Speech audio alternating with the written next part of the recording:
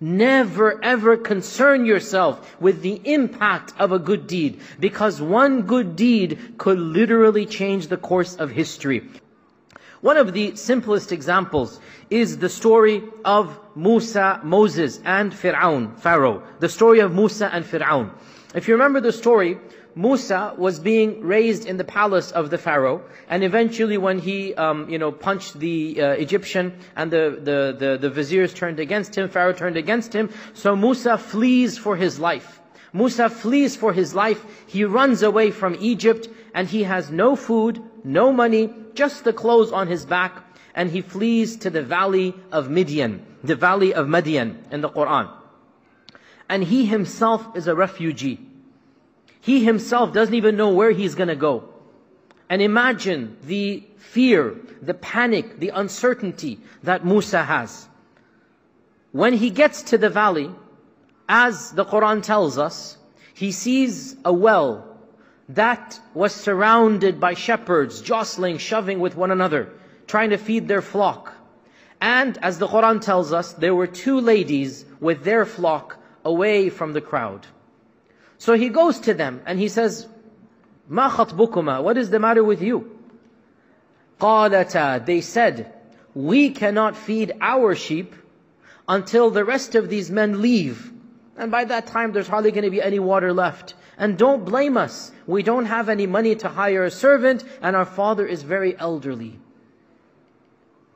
Musa, as we know, volunteered to help them out. Here is where one of those micro butterfly effects is taking place.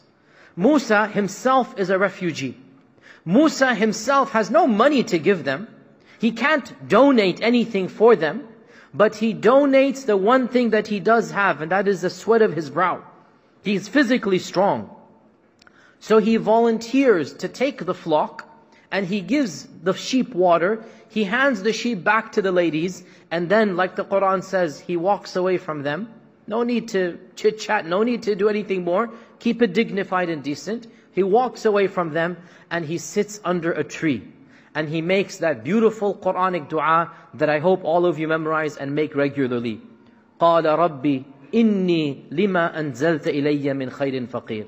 He said, "O my Lord, I am a beggar to any good that you can give me. I'm a faqir, I'm a beggar. Any good you can give me, I would love it."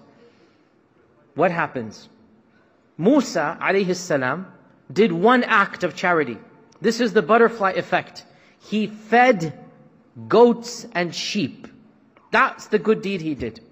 Or you can say he helped out two ladies that needed to be helped. But how was the help? To feed goats and sheep. What was the impact of that good deed? What happened? Subhanallah. Within a few hours, one of them comes back. She's embarrassed, she's shy.